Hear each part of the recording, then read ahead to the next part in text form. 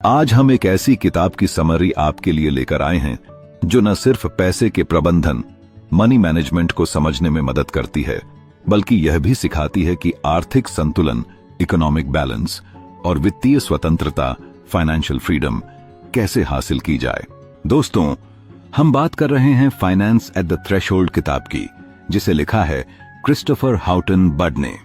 यह कोई साधारण फाइनेंस बुक नहीं है, बल्कि यह एक ऐसी सोच को जन्म देती है जो हमारे वित्तीय भविष्य को लेकर हमारी समझ को पूरी तरह बदल सकती है। अब जरा सोचिए, जब हम किसी दरवाजे पर खड़े होते हैं तो हमारे सामने दो ही रास्ते होते हैं। या तो हम उस दरवाजे को पार कर एक नई दुनिया में कदम रखें, या फिर वहीं खड़े रहें और अवसर को हाथ से जाने दें। फाइनेंस एट द थ्रेशोल्ड इसी विचार को प्रस्तुत करती है, जहां थ्रेशोल्ड यानी दहलीज का मतलब है वित्तीय दुनिया में एक नई सोच की ओर बढ़ने का मौका। यह किताब पारंपरिक आर्थिक ढांचे से परे जाकर हमें यह सिखाती है कि कैसे हम समाज, व्यवसाय और व्यक्तिगत वित्त को एक साथ संतुलित कर सकते हैं। आज के समय में हम सभी पैसे कमाने की होड़ में लगे हुए हैं, लेकिन क्या हमने कभी सोचा है कि वास्तविक अर्थों में पैसे का महत्व क्या है? पैसा सिर्फ एक साधन है या उससे कहीं अधिक कुछ? क्या हमारा आर्थिक सिस्टम सही दिशा में आगे बढ़ रहा है या फिर हमें किसी बड़े बदलाव की जरूरत है? इन सभी सवालों का जवाब यह किताब देती है, जिसमें लेखक हमें एक नैतिक और स्थायी वित्तीय प्रणाली, ethical and sustainable financial system की जरूरत के बारे में समझाते हैं। लेखक कहते हैं कि हमें सिर्फ अपनी व्यक्तिगत संपत्ति, पर्सनल वेल्थ बढ़ाने पर ध्यान नहीं देना चाहिए, बल्कि एक ऐसे आर्थिक ढांचे की ओर बढ़ना चाहिए जहां सामाजिक कल्याण, सोशल वेलफेयर और समग्र आर्थिक विकास, होलिस्टिक इकोनॉमिक ग्रोथ भी सुनिश्चित हो। अगर हम सिर्फ पैसे को बचाने या बढ़ाने की तकनीक सीख लें, लेकिन आर्थिक मूल्यों, इकोनॉमिक वैल्यूज को न समझें, तो वह अधूरा ज्ञान ही होगा। इस किताब में सबसे खास बात यह है कि यह पैसे और वित्तीय दुनिया को सिर्फ आंकड़ों, नंबर्स के आधार पर नहीं देखती, बल्कि इसके पीछे छिपे गहरे सामाजिक और नैतिक पहलुओं को उजागर करती है। यह हमें यह भी सिखाती है कि कैसे पारंपरिक अर्थशास्त्र, ट्रेडिशनल इकोनॉमिक्स के बजाय एक व्यक्तिगत और सामाजिक रूप से जागरूक वित्तीय दृष्टिकोण, सोशली अवेयर फाइनेंशियल अप्रोच अपनाया जाए। दोस्तों, यह किताब हमें सिर्फ पैसे कमाने और उसे निवेश करने, इन्वेस्टमेंट के बारे में नहीं बताती, बल्कि यह एक नए दृष्टिकोण, न्यू पर्सपेक्टिव की उसकी अंतर्दृष्टि की ओर ले जाती है, जहां पैसा सिर्फ व्यक्तिगत लाभ का साधन नहीं, बल्कि समाज और अर्थव्यवस्था के संतुलन का एक जरिया बन जाता है। अगर आपको भी लगता है कि पैसा सिर्फ कमाने या बचाने की चीज नहीं है, बल्कि यह समाज, नैतिकता और आर्थिक संतुलन का एक महत्वपूर्ण हिस्सा है, तो यह वीडियो और यह किताब आपके लिए है। इस समरी को ध्यान से सुनिए, क्योंकि हो सकता है कि यह आपकी वित्तीय सोच को पूरी तरह बदल दे। तो चलिए, बिना देरी किए जानते हैं कि फाइनेंस एट द थ्रेशोल्ड हमें क्या सिखाती है और कैसे यह हमें आर्थिक स्वतंत्रता, फाइनेंशियल इंडिपेंडेंस के के नए रास्ते दिखाती है। अध्याय 1। वित्तीय संकट की पृष्ठभूमि एक ऐसा विषय है जो सिर्फ आंकड़ों और तथ्यों तक सीमित नहीं है। यह उन कहानियों का संग्रह है जिनमें लाखों लोगों के संघर्ष, उम्मीदें, असफलताएं और फिर से उठ खड़े होने की इच्छा शक्ति छिपी होती है। जब भी हम किसी आर्थिक संकट की बात करते हैं, तो हम अक्सर अखबारों में छपे बड़े बड़े हेडलाइंस या टीवी पर दिखाए गए आंकड़ों पर ध्यान देते हैं, लेकिन इसके पीछे का असली सच उन आम लोगों की जिंदगियों में बसा होता है जिन पर इस संकट का सीधा प्रभाव पड़ता है। कल्पना कीजिए, एक मध्यम वर्गीय परिवार जो सालों से अपने छोटे से बिजनेस को चला रहा था। एक सुबह उठते ही उसे पता चलता है कि बैंक ने उसकी लोन लिमिट घटा दी है और अगले महीने उसकी दुकान चलाने के लिए जरूरी कैश फ्लो नहीं रहेगा। वह आदमी अपनी दुकान पर बैठा अपने बच्चों की तस्वीर को देख रहा है और सोच रहा है, आखिर गलती कहां हुई? यह सिर्फ उसकी कहानी नहीं है, बल्कि ऐसे अनगिनत लोगों की है जो हर वित्तीय संकट में अपनी मेहनत, अपने सपने और कभी कभी अपनी पहचान तक खो देते हैं। अक्सर कहा जाता है कि आर्थिक संकट अचानक से आ जाता है, लेकिन सच तो यह है कि यह धीरे धीरे पनपता है हमारी आंखों के सामने और हम इसे समझ नहीं पाते। हमारे बैंकिंग सिस्टम, कर्ज देने की प्रक्रिया, स्टॉक मार्केट और अंतर्राष्ट्रीय आर्थिक संबंधों की जटिलताओं के बीच कई ऐसी अदृश्य ताकतें होती हैं जो एक बड़े संकट को जन्म देती हैं। हम जब भी पैसे की बात करते हैं तो उसे एक संख्या के रूप में देखते हैं, लेकिन पैसा सिर्फ एक नंबर नहीं है, ये हमारी पूरी आर्थिक व्यवस्था की धड़कन है। जब बैंकों ने धड़ाधड़ कर्ज देना शुरू किया तो ऐसा लग रहा था जैसे हर कोई अमीर बनने की दौड़ में शामिल हो गया है। लेकिन फिर अचानक जब वही बैंक अपने दरवाजे बंद करने लगे तो समझ आया कि जो चढ़ता है वो गिरता भी है। 2008 का वित्तीय संकट इसका सबसे बड़ा उदाहरण है। पहले बैंकों ने बिना सोचे समझे लोन दिए, लोगों को घर खरीदने के सपने बेचे, और फिर जब बाजार गिरा तो उन सपनों की कीमत लाखों परिवारों को चुकानी पड़ी। यह संकट केवल अमेरिका तक सीमित नहीं रहा, बल्कि पूरी दुनिया में इसकी गूंज सुनाई दी। एक और बात जो इस पूरी स्थिति को और अधिक जटिल बनाती है वह है आम लोगों की ब्लाइंड ट्रस्ट। एक ऐसा विश्वास जो बैंकिंग और वित्तीय संस्थानों पर आंख मूंद कर किया जाता है। हम में से कितने लोग सच में जानते हैं कि बैंक में जमा हमारा पैसा असल में कैसे काम करता है? क्या हमें सच में पता होता है कि हमारी सेविंग्स पर मिलने वाला ब्याज कैसे तय होता है? नहीं, क्योंकि हमें यह सोचने के लिए तैयार ही नहीं किया जाता। हम बस सिस्टम पर भरोसा कर लेते हैं, यह मानकर कि जो हो रहा है सही ही हो रहा होगा। लेकिन जब संकट आता है तब समझ में आता है कि हम असल में कितना कम जानते हैं। आर्थिक संकट सिर्फ पैसों की समस्या नहीं है, यह विश्वास और भय के बीच की लड़ाई है। जब लोग विश्वास खो देते हैं कि उनका पैसा सुरक्षित है तो वे दौड़ पड़ते हैं अपने बैंक खातों से पैसा निकालने, अपने निवेशों को बेचने, और इस प्रक्रिया में बाजार और भी तेजी से गिरने लगता है। यही डर, यही अनिश्चितता हर वित्तीय संकट की सबसे बड़ी जड़ होती है। लेकिन क्या हम इसे रोक सकते हैं? क्या हम ये समझ सकते हैं कि संकट आने से पहले उसकी पहचान कैसे की जाए? हाँ, लेकिन इसके लिए हमें अपनी वित्तीय समझ को गहराई से विकसित करना होगा। हमें यह समझना होगा कि बैंकिंग सिस्टम कैसे काम करता है, क्रेडिट कैसे बनाया जाता है, और क्यों हमें कभी कभी उस लालच से दूर रहना चाहिए जो हमें तेजी से अमीर बनने का सपना दिखाता है। इस पूरी कहानी का सबसे बड़ा सबक यही है कि जब भी कोई वित्तीय संकट आता है वह सिर्फ अमीरों और बड़े संस्थानों को ही प्रभावित नहीं करता, बल्कि सबसे ज्यादा मार उन्हीं पर पड़ती है जो रोजमर्रा की जिंदगी में अपने छोटे छोटे सपनों को पूरा करने के लिए संघर्ष कर रहे होते हैं। आखिर में हमें यह समझना होगा कि फाइनेंस एट द थ्रेशोल्ड सिर्फ एक किताब नहीं है, यह हमारी आर्थिक सोच को बदलने की एक कोशिश है। अगर हम सच में ये चाहते हैं कि अगला वित्तीय संकट हमें उतनी बुरी तरह प्रभावित न करे, तो हमें अब से ही तैयारी शुरू करनी होगी। सवाल सिर्फ यह नहीं है कि अगला संकट कब आएगा, बल्कि यह भी है कि क्या हम उसके लिए तैयार होंगे। अध्याय 2, वास्तविक और वित्तीय अर्थव्यवस्थाओं के बीच संबंध। यह सुनने में जितना सीधा लगता है उतना ही गहरा और उलझा हुआ विषय है।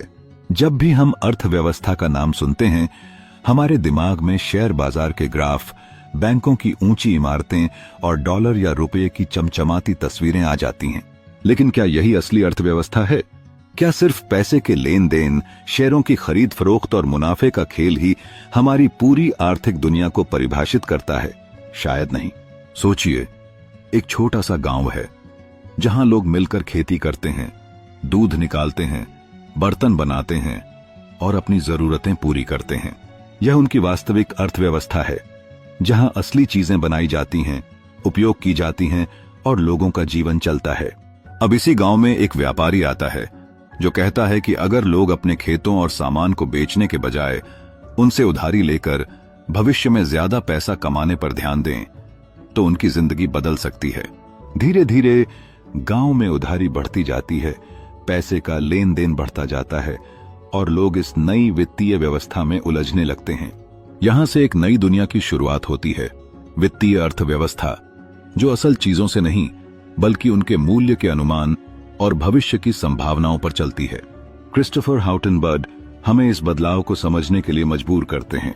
वह बताते हैं कि कैसे वित्तीय अर्थव्यवस्था, जिसे हम बैंकिंग, निवेश और क्रेडिट सिस्टम के रूप में जानते हैं, वास्तविक दुनिया से जुड़ी होती है, लेकिन धीरे धीरे उससे अलग भी हो जाती है। एक समय था जब पैसा सिर्फ एक माध्यम था। एक किसान अपने गेहूं के बदले बढ़ई से लकड़ी लेता था, लेकिन जब यह लेन देन जटिल हुआ तो पैसा सिर्फ विनिमय का साधन नहीं बल्कि शक्ति का केंद्र बन गया। अब जरा कल्पना कीजिए, एक कंपनी है जो असली चीजें बनाती है। चलिए मान लेते हैं कि वह गाड़ियां बनाती है। गाड़ियां असली हैं, उन्हें छुआ जा सकता है, इस्तेमाल किया जा सकता है। लेकिन जब यह कंपनी शेयर बाजार में लिस्ट होती है तो इसका मूल्य सिर्फ गाड़ियों की बिक्री पर निर्भर नहीं करता, बल्कि उस उम्मीद पर भी निर्भर करता है कि भविष्य में यह कितनी गाड़ियां बेचेगी। यहां वित्तीय अर्थव्यवस्था असली दुनिया को पीछे छोड़ने लगती है। अब असली चीजों से ज्यादा उनके संभावित मूल्य की कीमत होती है। यही कारण है कि कई बार हमें ऐसा लगता है कि हमारी पूरी आर्थिक प्रणाली हवा में तैर रही है। जब तक चीजें सही चल रही होती हैं, हमें फर्क नहीं पड़ता। लेकिन जैसे ही शेयर बाजार गिरता है, कंपनियों की वैल्यू कम हो जाती है और अचानक हम एक आर्थिक संकट में होते हैं, बिना यह समझे कि असल में हुआ क्या है। होटन बड हमें यह सोचने पर मजबूर करते हैं कि क्या हम सिर्फ पैसे के नंबरों और ग्राफ के आधार पर अपनी असली दुनिया को चला सकते हैं? क्या सिर्फ अनुमान और भविष्य की आशा पर बनी यह अर्थव्यवस्था टिकाऊ हो सकती है, या फिर हमें एक संतुलन बनाना होगा जहां असली और वित्तीय दुनिया एक दूसरे के साथ जुड़ी भी रहें और एक दूसरे को नुकसान भी न पहुंचाएं? इस रिश्ते को सही तरह से समझे बिना हम कभी भी एक स्थायी और मजबूत आर्थिक व्यवस्था नहीं बना सकते। यह एक ऐसी सच्चाई है जिसे जितनी जल्दी हम समझें उतना ही अच्छा होगा, क्योंकि अगर हमने इसे नजरअंदाज किया तो हम उसी भ्रम में जीते रहेंगे जहां पैसा असली चीजों से ज्यादा अहमियत रखने लगेगा, और यही भ्रम हर आर्थिक संकट की जड़ है। अध्याय 3, वित्तीय प्रणालियों का विकास। एक समय की बात है जब दुनिया में व्यापार सिर्फ वस्तु विनिमय बार्टर सिस्टम के जरिए होता था। किसान अपने खेतों में उगाई गई फसल को लेकर बाजार जाता और उसे किसी बुनकर से कपड़े या किसी लोहार से औजारों के बदले में अदला बदली करनी पड़ती। यह प्रक्रिया सरल तो थी, लेकिन बेहद सीमित और असुविधाजनक भी। अगर कोई चीज आपको चाहिए थी तो जरूरी नहीं कि सामने वाला आपकी वस्तु लेने के लिए तैयार हो। और इसी जरूरत ने जन्म दिया वित्तीय प्रणालियों, फाइनेंशियल सिस्टम्स को, जिसने मानव इतिहास को पूरी तरह बदल कर रख दिया। सोने चांदी के सिक्कों से लेकर डिजिटल ट्रांजैक्शन तक का सफर सिर्फ तकनीकी बदलावों की कहानी नहीं है, बल्कि यह हमारी मानसिकता, हमारी आवश्यकताओं और हमारी वित्तीय समझ के विकास की कहानी भी है। पुराने समय में जब सिक्कों का चलन शुरू हुआ तो समाज में पहली बार संपत्ति को संग्रहित करने और उसे मापने का एक मानक मिला।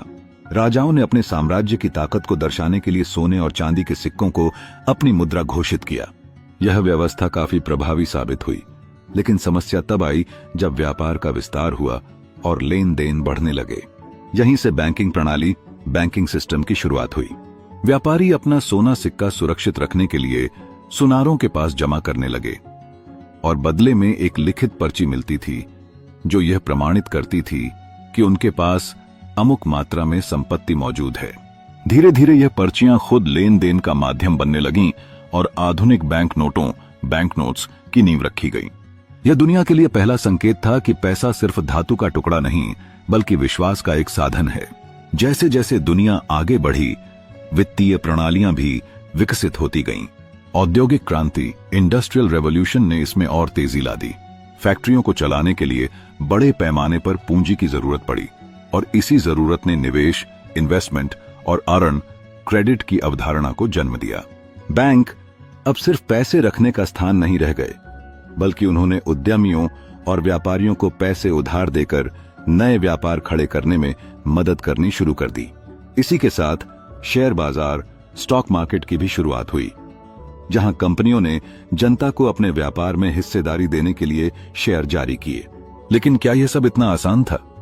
नहीं। जैसे जैसे वित्तीय प्रणालियां जटिल होती गईं, वैसे वैसे उनमें धोखाधड़ी, आर्थिक असमानता और वित्तीय संकट, फाइनेंशियल क्राइसिस भी बढ़ने लगे। सन 1929 की महामंदी, ग्रेट डिप्रेशन, इसका सबसे बड़ा उदाहरण थी, जब शेयर बाजार धराशायी हो गया और लाखों लोग रातों रात कंगाल हो गए। इसी संकट के बाद सरकारों और केंद्रीय बैंकों को एहसास हुआ कि वित्तीय प्रणालियों को नियंत्रित, रेगुलेट करने के लिए सख्त नियमों की जरूरत है। आधुनिक युग में जब हम क्रेडिट कार्ड, इंटरनेट बैंकिंग और डिजिटल करेंसी, क्रिप्टो करेंसी की बात करते हैं, तो यह समझना जरूरी है कि इनकी जड़ें कहां हैं।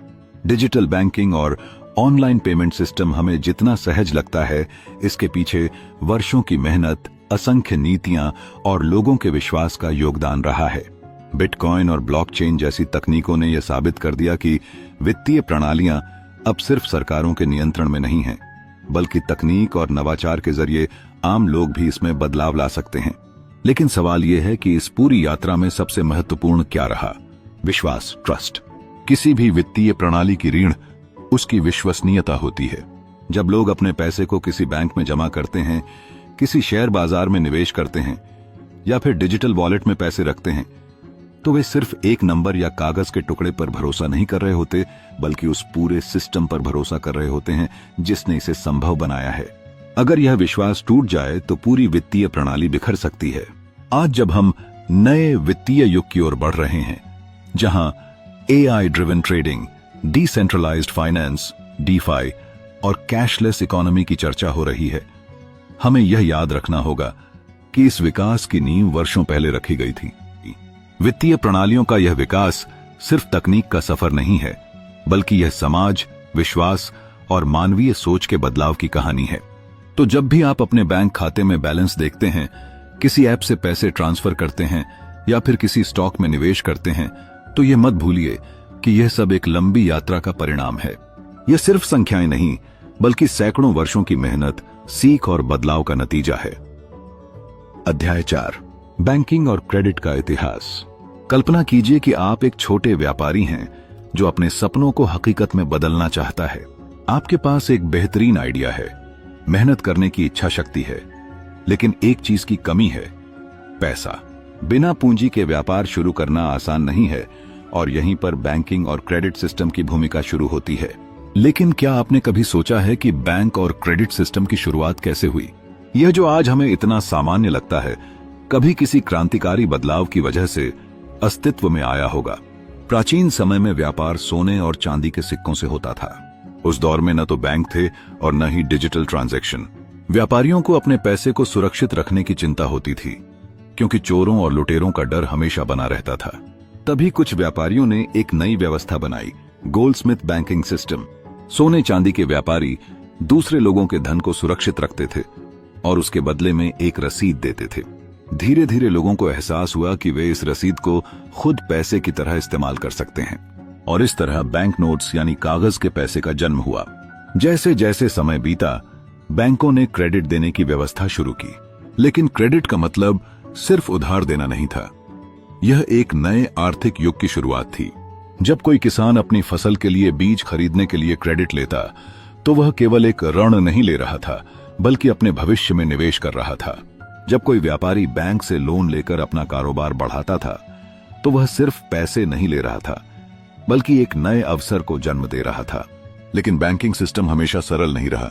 इतिहास में कई बार ऐसा हुआ जब बैंकों ने जरूरत से ज्यादा क्रेडिट दिया और अर्थव्यवस्था डगमगाने लगी।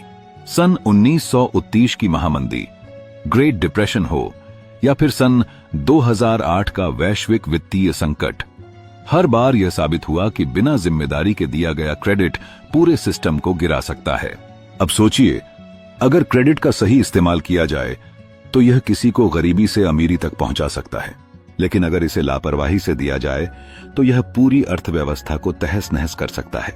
यही वजह है कि क्रेडिट सिर्फ पैसे की बात नहीं करता, बल्कि यह विश्वास, ट्रस्ट और नैतिकता, एथिक्स का खेल भी है। आज जिस बैंकिंग सिस्टम पर हम निर्भर हैं, वह सिर्फ एक सुविधा नहीं है, बल्कि यह हमारी पूरी आर्थिक संरचना की रीढ़ की हड्डी है। जब कोई युवा उद्यमी बैंक से लोन लेकर अपना पहला स्टार्टअप शुरू करता है, तो वह केवल एक बिजनेस नहीं शुरू कर रहा होता, बल्कि एक सपना जी रहा होता है। जब कोई किसान फसल उगाने के लिए कर्ज लेता है, तो वह सिर्फ एक व्यापार नहीं कर रहा होता, बल्कि लोगों की भूख मिटाने की जिम्मेदारी ले रहा होता है। लेकिन सवाल यह है कि क्या बैंकिंग और क्रेडिट सिस्टम हमेशा समाज के हित में काम करता है? इतिहास हमें बताता है कि कई बार बैंकों ने सिर्फ अपने फायदे के लिए क्रेडिट का उपयोग किया, जिससे गरीब और गरीब होते गए और अमीर बनते चले गए। इस असमानता को खत्म करने के लिए हमें एक संतुलित बैंकिंग व्यवस्था की जरूरत है, जहां पैसा सिर्फ अमीरों तक सीमित न हो, बल्कि हर उस व्यक्ति तक पहुंचे जो मेहनत करके अपनी किस्मत बदलना चाहता है। अगर हम बैंकिंग को केवल एक वित्तीय सेवा मानकर देखते हैं, तो हम इसकी असली ताकत को नहीं समझ पाएंगे। यह विश्वास, उम्मीद और अवसर का एक पुल है जो किसी भी व्यक्ति को उसकी आर्थिक स्थिति बदलने का मौका देता है। इसलिए जब भी आप बैंक से क्रेडिट लेते हैं, तो इसे केवल कर्ज मत समझिए, यह आपके भविष्य की नींव है। और अगर बैंक इस शक्ति का गलत इस्तेमाल करते हैं तो यह पूरे समाज के लिए नुकसानदायक हो सकता है। तो अगली बार जब आप किसी बैंक की शाखा में कदम रखें तो सिर्फ पैसे के बारे में मत सोचिए। यह समझने की कोशिश कीजिए कि कैसे यह पूरी व्यवस्था हमें आगे बढ़ाने के लिए बनी है और कैसे हम इसे बेहतर बना सकते हैं ताकि यह हर किसी के लिए समान रूप से काम करे। अध्याय 5, वित्तीय बाजारों की भूमिका। एक अदृश्य शक्ति जो हमारे जीवन को आकार देती है। कल्पना कीजिए, आप एक छोटे से गांव में रहते हैं जहां सभी लोग एक दूसरे की मदद से अपना जीवन यापन करते हैं। कोई किसान है, कोई बढ़ई तो कोई कपड़े सिलता है। लेकिन एक समस्या है, अगर आपको अनाज चाहिए और आपके पास सिर्फ लकड़ी के फर्नीचर हैं, तो आप सीधे किसान से अनाज नहीं खरीद सकते। आपको एक ऐसा माध्यम चाहिए जो इस आदान प्रदान को सरल बना सके। यहीं से जन्म होता है वित्तीय बाजारों का। ये बाजार सिर्फ बड़े निवेशकों या कंपनियों के लिए नहीं होते, बल्कि हम सभी की जिंदगी पर गहरा असर डालते हैं, भले ही हमें इसका एहसास न हो। अगर आप अपने सपनों का घर बनाना चाहते हैं तो बैंक से लोन लेते हैं। अगर कोई नया बिजनेस शुरू करना चाहता है तो उसे पूंजी की जरूरत होती है। लेकिन सवाल यह है कि यह पैसा आता कहां से है। यही वो रहस्य है जो वित्तीय बाजारों को इतना महत्वपूर्ण बनाता है। जब भी कोई कंपनी नए प्रोजेक्ट पर काम करना चाहती है, उसे फंडिंग चाहिए होती है।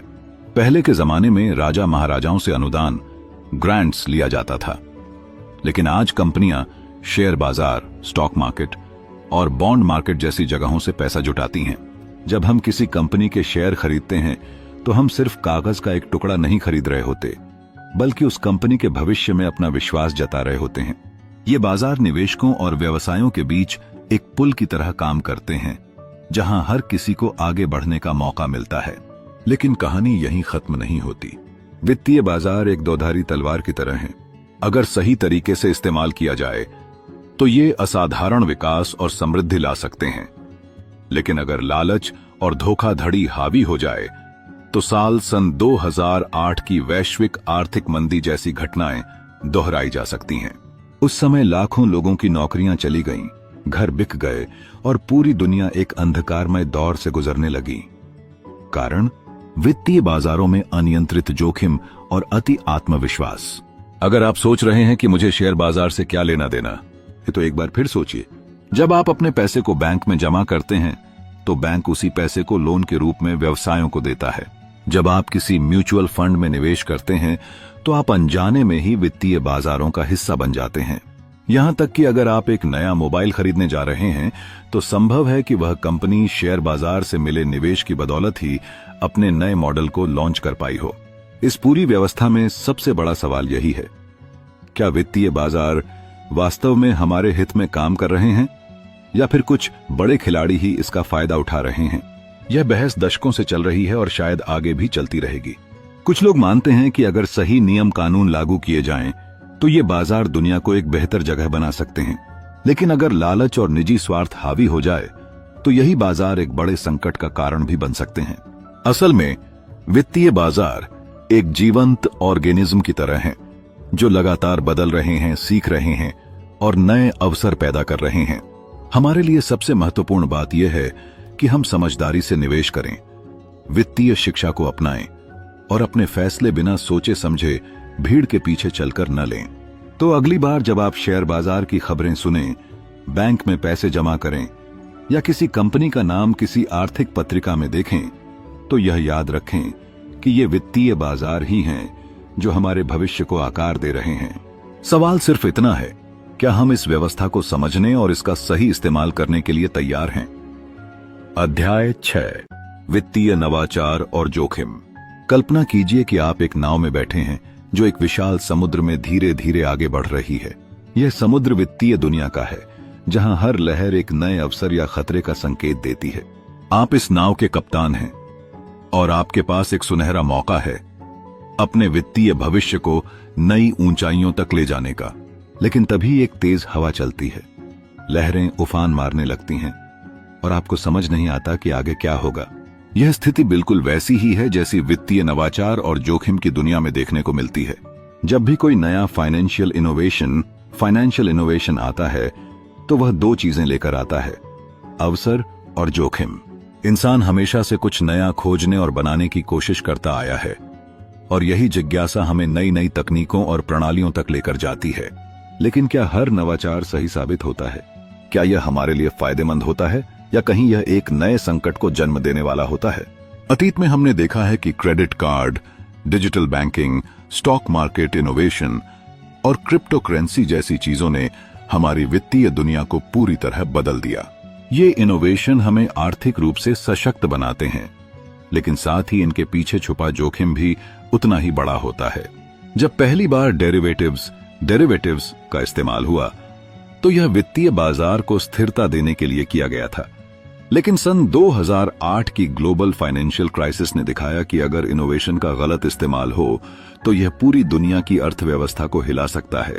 एक आम आदमी के लिए वित्तीय नवाचार किसी जादुई चाबी की तरह लगता है, जो उसे रातों रात अमीर बना सकती है। लेकिन क्या वास्तव में ऐसा होता है? इतिहास हमें बताता है कि जब भी कोई नया वित्तीय उत्पाद, फाइनेंशियल प्रोडक्ट बाजार में आता है तो शुरुआती दिनों में हर कोई उसे लेकर उत्साहित रहता है। फिर धीरे धीरे उसकी जटिलताएं सामने आने लगती हैं। यह किसी नए नाविक सेलर के समुद्र में पहली बार जहाज चलाने जैसा है। जब तक मौसम सही है तब तक सब कुछ सुचारू रूप से चलता रहता है, लेकिन जैसे ही तूफान आता है उसकी असली परीक्षा शुरू होती है। अब बात करें बिटकॉइन और क्रिप्टो करेंसी की। जब यह बाजार में आई तो इसे एक वित्तीय क्रांति के रूप में देखा गया। लोगों ने इसमें पैसे लगाए, कुछ ने लाखों कमाए और कुछ ने अपना सब कुछ खो दिया। यह इस बात का प्रमाण है कि नवाचार जितना बड़ा होता है, जोखिम भी उतना ही बड़ा होता है। लेकिन असली सवाल यह है कि क्या हमें वित्तीय नवाचार से डरना चाहिए? डरना नहीं चाहिए, बल्कि समझदारी से काम लेना चाहिए। हर नया इनोवेशन एक प्रयोग होता है, जिसमें सफलता और विफलता दोनों का ही स्थान होता है। अगर कोई व्यक्ति यह सोचकर किसी नए वित्तीय उत्पाद में निवेश करता है कि यह उसे बिना मेहनत किए अमीर बना देगा, तो वह खुद को जोखिम में डाल रहा है। ठीक वैसे ही जैसे अगर कोई बिना नेविगेशन सिस्टम के समुद्र में चला जाए तो वह रास्ता भटक सकता है। इस पूरे सिस्टम में सबसे महत्वपूर्ण भूमिका बैंकों और वित्तीय संस्थानों की होती है। वे नई रणनीतियां बनाते हैं, लेकिन जब वे केवल मुनाफे पर ध्यान केंद्रित करने लगते हैं और जोखिम को नजरअंदाज कर देते हैं तो पूरी वित्तीय व्यवस्था खतरे में पड़ जाती है। यही कारण है कि हमें सिर्फ नवाचार पर नहीं, बल्कि उसके साथ जुड़े जोखिमों पर भी ध्यान देना चाहिए। हमारी मौजूदा दुनिया में फिनटेक, आर्टिफिशियल इंटेलिजेंस, एआई आधारित ट्रेडिंग और ब्लॉकचेन टेक्नोलॉजी जैसे कई नए नवाचार उभर रहे हैं। ये हमें तेज और सुरक्षित लेन देन का मौका देते हैं, लेकिन साथ ही ये साइबर फ्रॉड, डेटा ब्रीच और वित्तीय अस्थिरता जैसी चुनौतियों को भी जन्म देते हैं। इसलिए हमें हमेशा यह समझना होगा कि कोई भी नया वित्तीय साधन पूरी तरह सुरक्षित नहीं होता। यह हमें अवसर और खतरे दोनों देता है, और असली ताकत हमारे हाथों में होती है कि हम इसे किस तरह इस्तेमाल करते हैं। सोचिए, अगर कोई आपको एक नई नाव दे दे लेकिन आपको उसे चलाने की जानकारी न हो, तो क्या आप उसे लेकर सीधे समुद्र में उतर जाएंगे? शायद नहीं। ठीक इसी तरह जब भी कोई नया वित्तीय इनोवेशन आता है तो हमें उसे अपनाने से पहले उसकी पूरी समझ लेनी चाहिए। तभी हम वित्तीय तूफानों का सामना कर सकते हैं और अपने आर्थिक भविष्य को सुरक्षित बना सकते हैं। तो दोस्तों, अगली बार जब भी आप किसी नए फाइनेंशियल इनोवेशन के बारे में सुने तो उसे सिर्फ एक लॉटरी टिकट की तरह मत देखें, बल्कि इसे एक ऐसी संभावना समझें जो सही जानकारी और सतर्कता के साथ आपको आगे बढ़ने का मौका दे सकती है। याद रखें, नवाचार हमेशा फायदेमंद होता है, लेकिन सिर्फ तब जब उसे सही तरीके से समझा और इस्तेमाल किया जाए। अध्याय 7, वित्तीय नियमन और पर्यवेक्षण। कल्पना कीजिए कि आप एक ऐसी दुनिया में रहते हैं जहां कोई नियम कानून नहीं है, कोई निगरानी नहीं है, और हर कोई अपने तरीके से वित्तीय लेन देन कर रहा है। सोचिए, अगर बैंक अपने मन मुताबिक पैसे उधार देने लगे, कंपनियां बिना किसी जवाबदेही के निवेशकों का पैसा डुबाने लगे और सरकारें केवल मूकदर्शक बनी रहें, तो क्या होगा? यकीन मानिए, यह स्थिति किसी भयंकर तूफान से कम नहीं होगी। ऐसा ही हाल तब होता है जब वित्तीय नियमन, फाइनेंशियल रेगुलेशन और पर्यवेक्षण, सुपरविजन कमजोर पड़ जाते हैं। लेकिन सवाल यह है कि क्या वित्तीय नियम कानून वास्तव में लोगों के भले के लिए बनाए जाते हैं या फिर यह केवल कुछ गिने चुने लोगों के फायदे के लिए होते हैं? जब भी कोई आर्थिक संकट आता है, हम अक्सर सुनते हैं कि सरकारें नए वित्तीय नियम लागू कर रही हैं। पर क्या ये नियम वास्तव में समस्या को हल करते हैं, या फिर यह सिर्फ एक आंशिक समाधान, टेम्पररी फिक्स होता है? कहानी को थोड़ा और गहराई से समझते हैं। सन 2008 का वैश्विक आर्थिक संकट, ग्लोबल फाइनेंशियल क्राइसिस याद है? उस समय कई बड़े बैंक दिवालिया हो गए थे, लाखों लोगों की नौकरियां चली गई थीं और दुनिया भर की अर्थव्यवस्थाएं चरमरा गई थीं। जब इस संकट की जड़ को टटोला गया तो पता चला कि अत्यधिक लोन, जोखिम भरे निवेश और वित्तीय बाजारों पर कमजोर नियंत्रण इसकी मुख्य वजह थे। तब जाकर सरकारों को एहसास हुआ कि बिना सही निगरानी के पूरी वित्तीय प्रणाली, फाइनेंशियल सिस्टम किसी भी समय धराशायी हो सकती है।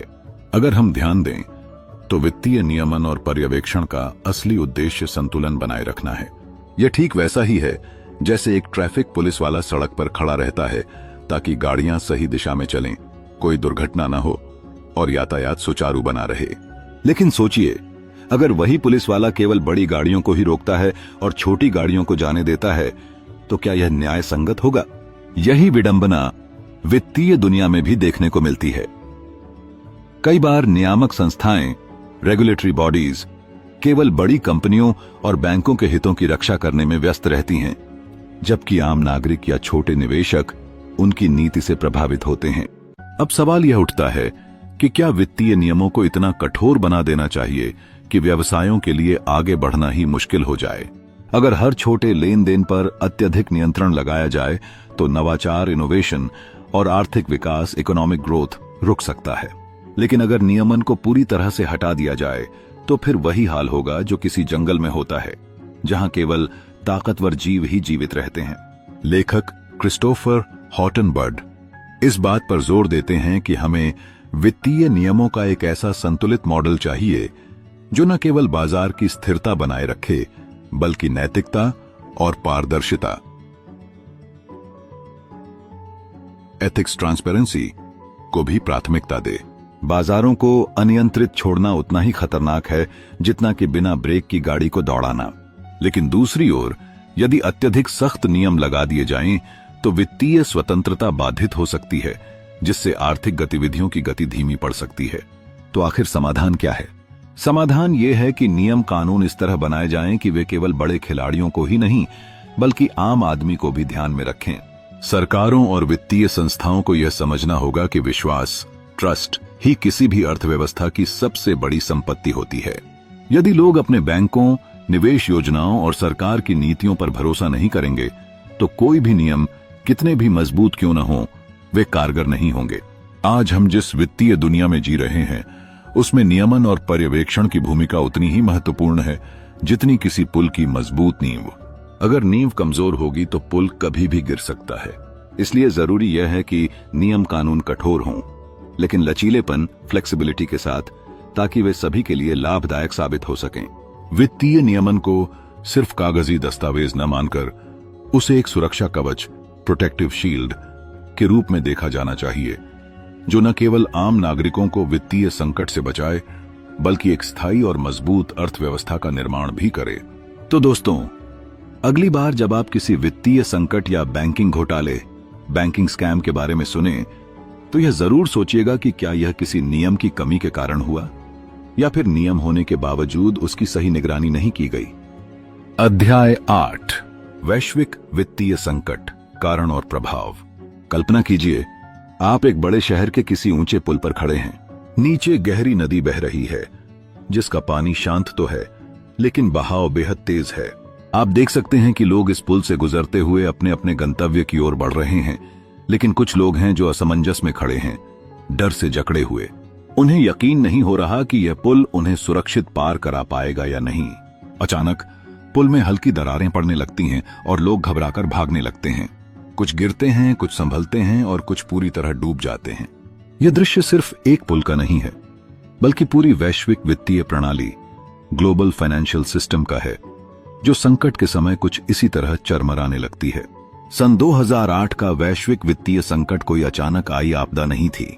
यह वर्षों तक आर्थिक नीतियों में बनी रही असमानता और लोभ, ग्रीड का नतीजा था। बड़ी बड़ी वित्तीय संस्थाएं मुनाफे की अंधी दौड़ में इस कदर आगे निकल चुकी थीं कि उन्हें यह एहसास ही नहीं हुआ कि वे एक बेहद कमजोर बुनियाद पर खड़ी हैं। अमेरिका के सब प्राइम मॉर्गेज संकट ने इस पूरे ढांचे को झकझोर कर रख दिया। बैंक और वित्तीय कंपनियां लालच के वशीभूत होकर ऐसे लोगों को लोन देने लगीं जो उन्हें चुका ही नहीं सकते थे। यह ठीक वैसा ही था जैसे किसी कमजोर पुल पर भारी भरकम ट्रकों को लगातार दौड़ाया जाए बिना उसकी मजबूती की परवाह किए। धीरे धीरे यह संकट अमेरिका से यूरोप और फिर पूरी दुनिया में फैल गया। बैंक दिवालिया होने लगे, लोगों की नौकरियां छिन गईं और निवेशकों का पूरा पैसा डूब गया। इस पूरे संकट ने हमें एक बेहद कड़वी सच्चाई से सामना कराया। हमारी आर्थिक प्रणाली इंसानों की तरह ही है। अगर इसे ज्यादा बोझ दिया जाए तो यह टूट सकती है। लेकिन सवाल यह उठता है कि आखिर यह सब हुआ क्यों? इसका सबसे बड़ा कारण था नियमन, रेगुलेशन की कमी और लालच का बढ़ता स्तर। सरकारें और केंद्रीय बैंक, सेंट्रल बैंक्स बड़े वित्तीय संस्थानों पर लगाम लगाने में विफल रहे। ऐसा लगता था कि सभी एक तरह के माया जाल, इल्यूजन में फंसे हुए थे, जहां हर कोई यह मान बैठा था कि यह व्यवस्था हमेशा यूं ही चलती रहेगी। लेकिन जब यह बुलबुला फूटा तो पूरा सिस्टम हिल गया। यह संकट हमें यह भी सिखाता है कि वित्तीय प्रणाली सिर्फ संख्याओं और ग्राफ्स का खेल नहीं है, बल्कि यह असल जिंदगी पर गहरा असर डालती है। जब बैंक गिरते हैं तो सिर्फ बड़ी कंपनियां ही प्रभावित नहीं होती, बल्कि आम आदमी की जिंदगी भी बुरी तरह हिल जाती है। कोई अपनी जीवन भर की बचत खो देता है, किसी का घर छिन जाता है, तो कोई बेरोजगारी के अंधकार में चला जाता है। यह ठीक वैसा ही है जैसे किसी परिवार का मुखिया अपनी आय से अधिक खर्च करने लगे और कर्ज में डूबता जाए। शुरुआत में सब कुछ सामान्य लगता है, लेकिन धीरे धीरे जब कर्ज का बोझ बढ़ता है तो हालात बिगड़ने लगते हैं। और फिर एक दिन जब उधार देने वाले पैसे वापस मांगने लगते हैं तो पूरे परिवार की खुशहाल जिंदगी बिखर जाती है। यही हाल हमारी वैश्विक वित्तीय प्रणाली का भी हुआ। हम सभी एक आर्थिक परिवार का हिस्सा हैं, और जब इस परिवार का कोई भी सदस्य गलत फैसले लेता है तो उसकी गूंज पूरी दुनिया में सुनाई देती है। इस संकट के बाद सरकारों और वित्तीय संस्थानों ने कुछ सुधारों, रिफॉर्म्स की बात जरूर की, लेकिन सवाल यही है, क्या हम अगली बार इससे बच सकते हैं? क्या हमारी अर्थव्यवस्था वाकई इतनी मजबूत है कि फिर से ऐसा संकट न आए, या हम फिर से वही गलतियां दोहराने जा रहे हैं? आर्थिक स्थिरता, फाइनेंशियल स्टेबिलिटी कोई संयोग नहीं होती, बल्कि यह समझदारी भरे फैसलों और जिम्मेदारियों का नतीजा होती है। जब तक हम यह नहीं समझेंगे कि पैसा सिर्फ एक संख्या नहीं बल्कि एक जिम्मेदारी भी है, तब तक हम बार बार इस संकट के दरवाजे पर खड़े मिलेंगे। तो दोस्तों, यह सिर्फ अतीत की कहानी नहीं बल्कि हमारे भविष्य के लिए एक चेतावनी भी है। क्या हम इससे सबक लेंगे या फिर से उसी पुल पर खड़े होकर दरारों का इंतजार करेंगे? अध्याय 9, युवा और व्यापार पर बैंकिंग। कल्पना कीजिए कि एक युवा उद्यमी अपने छोटे से स्टार्टअप के लिए बैंक से लोन लेने जाता है। उसका सपना है कि वह अपने बिजनेस को नई ऊंचाइयों तक ले जाए, लेकिन बैंक के कठोर नियम और जटिल वित्तीय प्रक्रियाएं उसे आगे बढ़ने से रोक देती हैं। उसकी आंखों में एक चमक है, एक ऐसा जुनून जो कुछ नया और बड़ा करने की ललक से भरा हुआ है। लेकिन जब वह बैंक के दरवाजे तक पहुंचता है तो उसे एहसास होता है कि वित्तीय सिस्टम की जटिलताओं ने उसकी राह को मुश्किल बना दिया है। आज की दुनिया में पैसा कमाना जितना जरूरी है, उतना ही जरूरी है उसे सही दिशा में प्रवाहित करना। लेकिन सवाल ये उठता है कि क्या हमारी बैंकिंग प्रणाली वास्तव में युवाओं और छोटे व्यापारों को बढ़ावा देने के लिए तैयार है? अक्सर देखा जाता है कि जब कोई बड़ा उद्योगपति लोन के लिए अप्लाई करता है तो बैंक उसके लिए दरवाजे खोल देते हैं। लेकिन जब कोई नया उद्यमी, कोई छोटा व्यापारी या कोई युवा अपना बिजनेस शुरू करने के लिए फंड की जरूरत महसूस करता है तो उसे नौकरशाही के लंबे चौड़े नियमों और कठोर शर्तों का सामना करना पड़ता है। पारंपरिक बैंकिंग सिस्टम की सबसे बड़ी समस्या यह है कि यह सुरक्षा, सिक्योरिटी और गारंटी, कोलैटरल पर आधारित है। एक युवा जिसने अभी अभी अपनी यात्रा शुरू की है, उसके पास बड़े संसाधन नहीं होते, उसके पास कोई संपत्ति नहीं होती, कोई ठोस बैलेंस शीट नहीं होती, कोई लंबा चौड़ा क्रेडिट हिस्ट्री नहीं होती। लेकिन उसके पास जो सबसे महत्वपूर्ण चीज होती है वह है आइडिया और कड़ी मेहनत करने की क्षमता। सोचिए, अगर स्टीव जॉब्स या मार्क जकरबर्ग जैसे लोग जब अपनी शुरुआत कर रहे थे तो अगर उन्हें सिर्फ बैंक की औपचारिकताओं की वजह से फंडिंग नहीं मिलती तो क्या वे अपनी क्रांतिकारी कंपनियों को खड़ा कर पाते? ऐसे ही न जाने कितने युवा उद्यमी होते हैं जिनके विचारों में दम होता है, लेकिन उनके पास संसाधन नहीं होते। और यहीं पर बैंकिंग सिस्टम की सबसे बड़ी चुनौती सामने आती है। क्या बैंकों को सिर्फ सुरक्षित निवेश करना चाहिए या उन्हें जोखिम उठाने की हिम्मत दिखानी चाहिए? बैंकिंग सिस्टम में बदलाव लाने की जरूरत है। केवल उन्हीं को लोन देने की प्रवृत्ति जिनके पास पहले से ही पैसा है, समाज में आर्थिक असमानता को और गहरा कर देती है। अगर सही मायने में आर्थिक विकास करना है तो वित्तीय संस्थानों को युवाओं और छोटे व्यापारियों के लिए अपने दरवाजे खोलने होंगे। आज दुनिया भर में कई नए बैंकिंग मॉडल उभर रहे हैं। Micro finance, micro finance, peer to peer lending और क्राउड फंडिंग जैसी अवधारणाएं युवाओं और छोटे व्यापारियों को आर्थिक सहायता देने में महत्वपूर्ण भूमिका निभा रही हैं।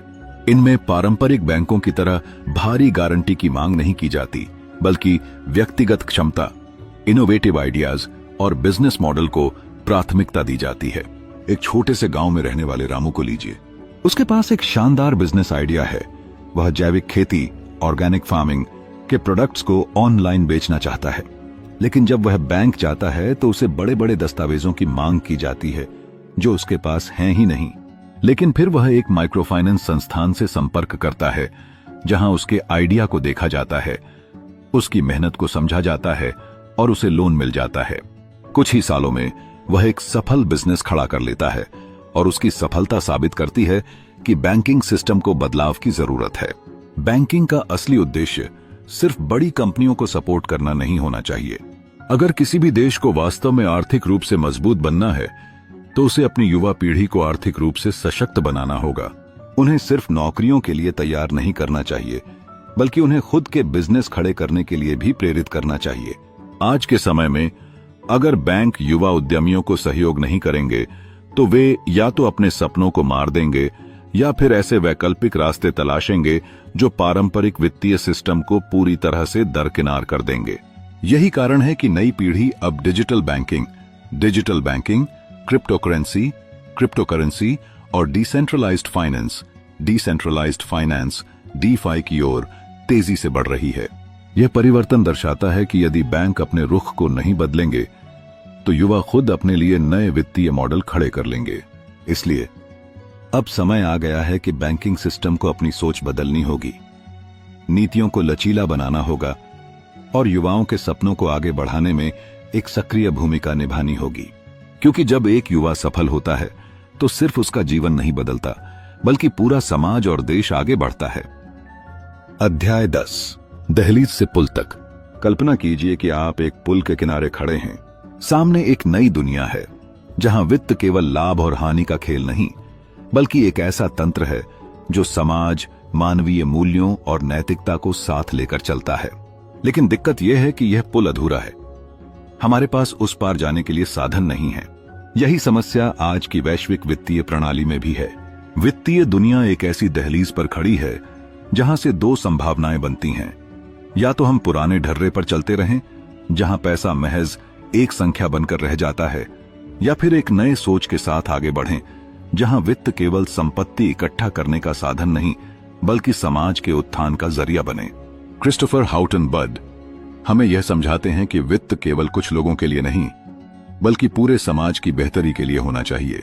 आज जब हम अपने आसपास की दुनिया को देखते हैं तो हमें साफ नजर आता है कि आर्थिक असमानता, इकोनॉमिक इनइक्वालिटी कितनी गहरी हो चुकी है।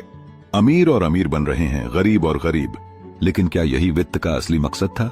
पैसे को अगर सही तरीके से समझा जाए तो यह सिर्फ व्यक्तिगत लाभ नहीं, बल्कि सामाजिक विकास का माध्यम भी बन सकता है। अब जरा इतिहास पर नजर डालें। पुराने समय में व्यापार का आधार विश्वास, ट्रस्ट और आपसी सहयोग, म्यूचुअल कॉपरेशन हुआ करता था। व्यापारियों के बीच सौदे सिर्फ पैसे के लेन देन तक सीमित नहीं होते थे, बल्कि यह एक नैतिक जिम्मेदारी का हिस्सा होते थे। लेकिन आज के समय में हमने पैसे को बस एक वस्तु समझ लिया है जिसे केवल जमा किया जाता है, खर्च किया जाता है और निवेश किया जाता है। लेकिन असली सवाल यह है, क्या हम इस सोच से आगे बढ़ सकते हैं? आर्थिक संतुलन, इकोनॉमिक बैलेंस तब तक नहीं आ सकता जब तक हम वित्तीय तंत्र को केवल ब्याज दरों, इंटरेस्ट रेट्स, स्टॉक्स और मुनाफे प्रॉफिट्स तक सीमित रखते हैं। हमें इसे एक व्यापक दृष्टिकोण से देखने की जरूरत है, जहां पैसा केवल व्यक्तिगत संपत्ति बढ़ाने का जरिया न बनकर एक ऐसा साधन बने जिससे हर व्यक्ति को लाभ मिले। कल्पना कीजिए कि एक समाज ऐसा हो जहां हर व्यक्ति के पास आर्थिक अवसर हों, जहां बैंकिंग सिस्टम केवल बड़े निवेशकों के लिए नहीं बल्कि उन छोटे व्यापारियों और किसानों के लिए भी हो जो दिन रात मेहनत कर रहे हैं लेकिन वित्तीय सहायता से वंचित हैं। क्या हम एक ऐसा सिस्टम बना सकते हैं जहां वित्तीय संसाधन समान रूप से बंटे और हर कोई इस आर्थिक प्रवाह का हिस्सा बने? दहलीज से पुल तक का असली संदेश यही है। वित्त केवल आंकड़ों का खेल नहीं है, बल्कि यह समाज की रीढ़ है। हमें एक ऐसे पुल की जरूरत है जो हमें इस पारंपरिक स्वार्थ प्रधान वित्तीय ढांचे से निकालकर एक अधिक समावेशी, इंक्लूसिव और न्यायपूर्ण फेयर आर्थिक प्रणाली तक ले जाए। हम सभी इस पुल के निर्माण में योगदान दे सकते हैं, चाहे वह किसी स्टार्टअप को सपोर्ट करना हो, छोटे व्यवसायों को बढ़ावा देना हो, या फिर अपनी व्यक्तिगत वित्तीय सोच को इस दिशा में मोड़ना हो कि पैसा केवल मेरे लिए नहीं बल्कि मेरे समाज और दुनिया के लिए भी काम करे। तो अब सवाल यह उठता है, क्या हम इस पुल को पार करने के लिए तैयार हैं, या फिर हम इस दहलीज पर खड़े खड़े ही अपनी पूरी जिंदगी गुजार देंगे? फैसला हमारे हाथ में है। तो दोस्तों, आज हमने फाइनेंस एट द थ्रेशोल्ड किताब की समरी को गहराई से समझा। इस किताब ने हमें दिखाया कि वित्तीय प्रणाली सिर्फ पैसे का खेल नहीं बल्कि एक ऐसा तंत्र है जो हमारे समाज, नैतिकता और भविष्य को प्रभावित करता है।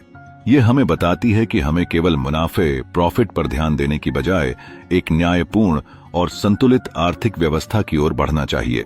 सोचिए, अगर हम अपने वित्तीय फैसलों को सिर्फ व्यक्तिगत लाभ के बजाय सामाजिक भलाई के आधार पर लें तो हमारी दुनिया कैसी होगी? क्या हम एक ऐसे समाज की कल्पना कर सकते हैं जहां पैसा सिर्फ कुछ लोगों के हाथों में केंद्रित न होकर पूरे समाज की भलाई के लिए इस्तेमाल हो? यह किताब हमें इसी सोच की ओर ले जाती है। अब यह आप पर निर्भर करता है कि आप इस ज्ञान को सिर्फ सुनकर भूल जाते हैं या इसे अपने जीवन में अपनाकर वित्तीय स्वतंत्रता, फाइनेंशियल फ्रीडम और सामाजिक संतुलन की दिशा में कदम बढ़ाते हैं। अगर आपको यह वीडियो पसंद आया हो और आप ऐसे ही और गहरी सोच और समझ से भरे वीडियो देखना चाहते हैं तो चैनल को सब्सक्राइब करना न भूलें।